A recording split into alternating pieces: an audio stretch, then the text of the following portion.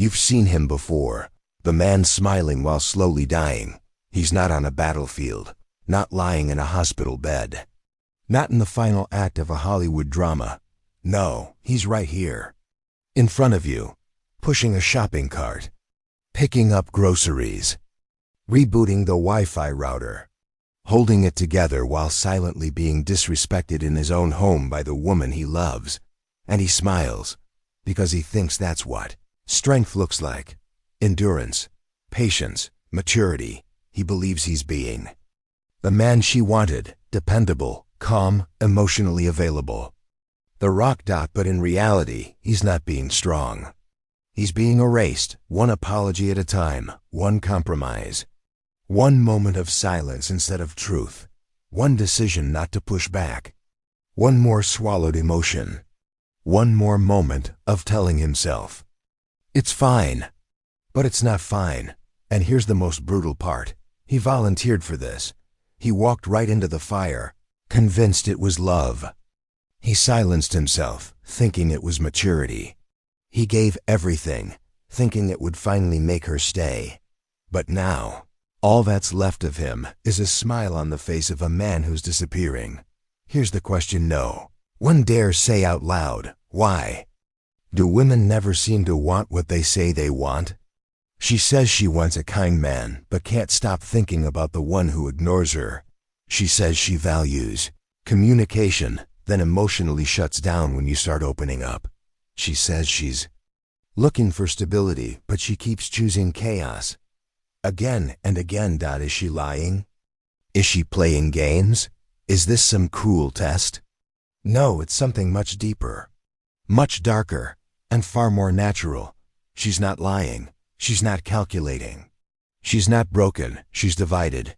Her words belong to culture, but her desire belongs to nature. And nature doesn't care how emotionally intelligent you are. Nature doesn't care that you're respectful, that you remembered her birthday, that you texted good morning every single day for a year. Nature asks just one question. Can this man lead? Not lead her schedule, not lead her emotions. Lead life, lead his own mission. Lead himself with clarity, direction, and fire. Because while society trained her to say one thing, her instincts are wired for something else. That's the red pill most men choke on. You listen to her words. You believe her when she says, I want someone who listens, who feels, who opens up. So you do it. You share your feelings. You try to be soft, tender, vulnerable, present. You hand her your entire emotional landscape like an offering, and at first, it seems to work. She smiles. She thanks you. She says you're different. You feel like you're winning, but then something changes. Slowly, quietly. The texts slow down. Her attention fades. The warmth is gone. You think, what did I do wrong? But the answer isn't about what you did. It's about who you became. You stopped being a man with gravity. You became a man seeking permission. And that's the exact moment her instincts recoiled. Not because she's cold or cruel. Not because she wanted to hurt you. But because her nervous system detected something dangerous. You need her more than she needs you. And that signals risk. Her body may crave closeness, but her instincts are ancient. They're wired for survival. Independence, neediness, softness without strength. That's danger, because if the storm comes, and it always does, can you stand? If the chaos hits, can you lead? If she breaks down, can you hold her? Or do you collapse with her? She's not testing you because she's mean. She's testing you because her body has to. She doesn't even know she's doing it, but her biology does. It's looking for one thing. Can this man hold the frame? And most men can't. They confuse vulnerability with exposure. They confuse emotional openness with emotional dependence. They pour everything out: tears, fears, hopes, doubts, believing this will make her love them more. But it does the opposite. It makes her feel responsible for your state. And that kills desire. Because she doesn't want to mother you. She wants to surrender, but only to a man who feels safe to surrender to. And here's the catch. You can't fake it. She doesn't hear what you say. She feels what you are. You could memorize every right line, quote every relationship book, say all the things she said she wanted. But if your energy is off, if she feels that you are emotionally orbiting her rather than standing on your own ground, she will pull away, not with anger, with apathy. And apathy is much worse than anger. Anger means there's still fire. Apathy means you're already gone. So you ask again, why does she not want what she says she wants? Because she's divided. Because nature speaks louder than culture. Because instinct overrules intention. She might genuinely believe she wants soft and sweet and kind. And maybe a part of her does.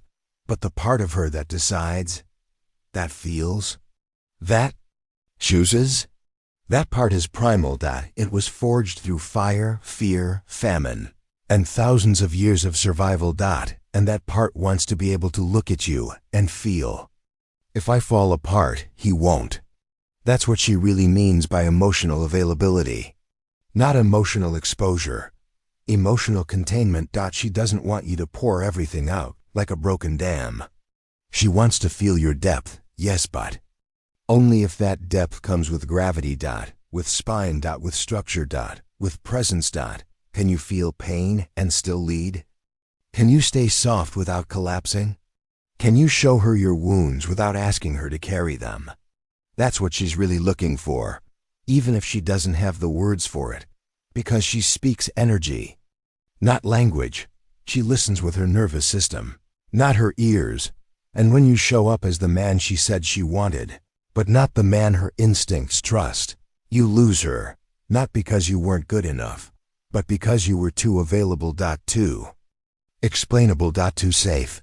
And while her mind may say, this is everything I asked for, her body is whispering something else entirely. I can't feel him anymore. You gave her everything, your time, your heart, your loyalty, your attention, your effort, your soul. You remembered the little things. You listened when she cried. You skipped plans to be there for her, made sacrifices she never even noticed. You thought, this is what love is. This is what she wants. This is how I show her she matters. And for a while it worked. Or at least it seemed like it did. She smiled more. She said things like, you're the first guy who's ever really understood me. She told her friends how lucky she was. She seemed happy, but then something shifted. She got quieter, less responsive. The fire in her eyes started fading. The texts got shorter. The laughs came less often. And one day, she was just gone. Not in a fight. Not in flames. She disappeared like a tide receding without warning. And you were left standing there, asking the same haunting question every man asks when he gives his all and still loses. What did I do wrong? But the answer is painful. You gave her everything, and in the process, you gave away yourself. You stopped being a man with direction and gravity. You became a man trying to be chosen. And the moment your energy shifted from being whole to being hers, the dynamic changed. Attraction died. Not because you were bad, not because you were cruel, but because you became predictable. Too kind. Too nice. Too soft. No mystery. No polarity. No challenge. You thought your devotion would deepen her love. Instead, it made you invisible. Because here's the truth no one tells men. Unfiltered devotion without grounding makes you disposable. She didn't leave you because you weren't enough. She left because you were always available. Always explaining. Always accommodating. And that kind of love, it feels safe, but not alive. She craves a man who can love her deeply, but never forget his mission. A man who sees her, but never loses sight of himself. And when you began shaping your life around her validation, her energy changed. Because something inside her, the part wired by nature, stopped trusting you. You stopped being the mountain. You became the mirror. And a mirror, no matter how loving, doesn't inspire desire. It reflects it. You were showing her How much you loved her, but you weren't showing her who you are. Without her, that's what she needs to feel. Schopenhauer, if I test him, will he stand? If I cry, will he lead? If I push, will he bend or hold firm? Most men fail these tests, not because they're weak, but because they confuse kindness for leadership. But love without edge? Vulnerability without grounding? Support without direction? That doesn't create attraction. That creates a man who is emotionally available but emotionally dependent. And her biology is screaming, this man needs me to validate him. And I don't feel safe surrendering to that. You thought being available would make her trust you. But the feminine doesn't trust a man who constantly seeks her. She trusts the man who knows who he is, with or without her. So you opened up, shared your fears. You let her in, and you thought, this is what she wanted. This is what she asked for. And maybe she did. But here's the secret. What she says and what she responds to are not always the same, not because she's deceptive, but because she's split between two truths. Her social self wants emotional intimacy, but her primal self, it wants to feel a man who can carry the weight of her emotions without crumbling under the weight of his own. And most men aren't ready for that. They either shut down entirely cold and distant, or they spill everything out raw and unfiltered. Neither is attractive, because neither is anchored. She doesn't want your trauma.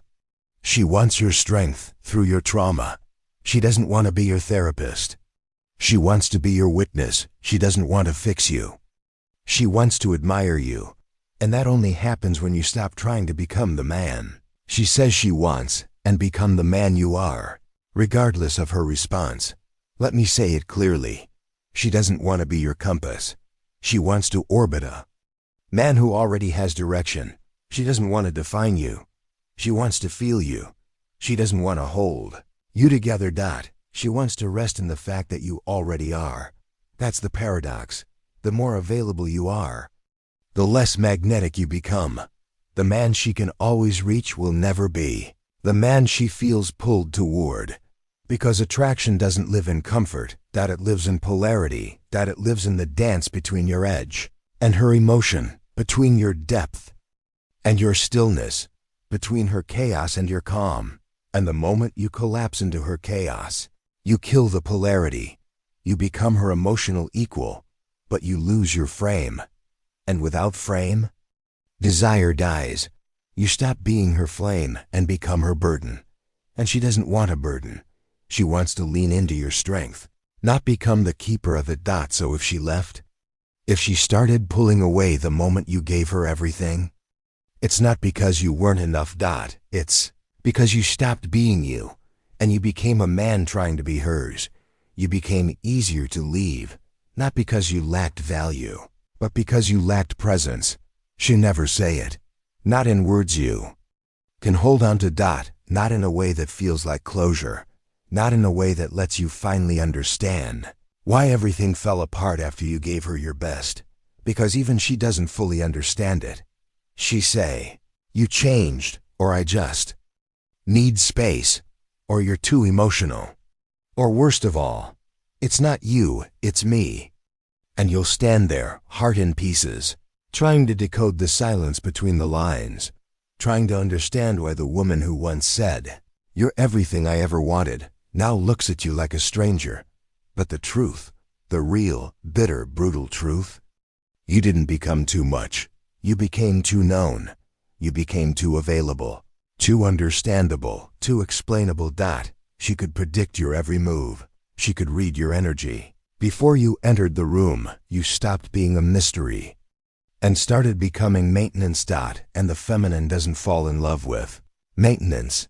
She falls in love with energy. With gravity. With the unknown edge of a man she can feel, but never fully figure out. You think love is built on understanding. She feels love in wonder. You think the more you explain, the more she trusts. She feels trust in how you move when words fail. You think the more you give, the more secure she feel. But security without strength becomes a cage. And a caged woman eventually looks for the key, because here's the paradox. No man wants to admit, asterisk, asterisk, the more you center your life around her, the more she drifts. Not because she's ungrateful, not because she's selfish, but because something ancient inside her stops responding to a man who orbits her, that it only responds to a man who stands beside her, sovereign and steady, regardless of her emotional weather. She wants to feel your presence, not your permission. She wants to feel your stillness, not your strategy. She wants to feel your edge, not your apologies. And yet, most men conditioned by modern culture think being a good man means being passive, being agreeable, being endlessly accommodating, never saying no, always prioritizing her emotions over your direction. But that's not love. That's not leadership. That's emotional subservience, and it slowly drains attraction from the relationship until nothing's left but obligation. You thought you were being romantic, but what she felt was a man who stopped being a man the moment he made her his purpose. And don't get it twisted, women want love. They want to be chosen, but not at the cost of your backbone, not at the cost of your soul. She doesn't want to be your reason for being. She wants to belong to the man who already is. Let me repeat that. She doesn't want to complete you. She wants to join a man who's already complete. And that completeness, that presence, that strength, it doesn't come from doing more for her. It comes from doing more for you. It comes from knowing who you are, even when she's uncertain. It comes from making decisions without her approval. It comes from leading, not performing. From offering your vulnerability like a king, not begging with it like a child. Because a woman cannot admire a man who needs her to validate his worth. She wants to feel chosen, but only by a man who doesn't need to chase. She wants to surrender, but only to a man who doesn't collapse. And yes, she might say, I want emotional connection, and mean it, but connection without depth is noise, and depth without direction is chaos. She doesn't want your chaos. She wants your container. So when you pour your heart out, hoping to draw her close, but do it from fear, she doesn't feel love. She feels instability. And two unstable energies don't create intimacy. They create resistance. The man who feels most magnetic to her, he's not the loudest, not the most attractive, not the richest. He's the one who can feel deeply and still remain unmoved by the storms around him. The one who can be vulnerable but not chaotic. Compassionate, but not dependent. Soft, but never spineless. He doesn't need her to choose him because he's already chosen himself. And here's what Schopenhauer meant when he said, a man who is not master of himself is not fit to be master of anything, least of all a woman's heart. Asterisk, asterisk, if your identity depends on her acceptance, your foundation is already broken. She can feel that instability. She doesn't want to break you. She wants to feel you. To know that when she's at her worst, you don't crumble. When she's in chaos, you remain calm. When she tests you, you don't plead, you don't perform, and you don't panic. You simply are. And that isness is what she respects. She never say it directly. She never look you in the eyes and say, I need you to lead. I need to feel your strength. I need to know that I can fall and you won't fall with me. But that's the language she speaks.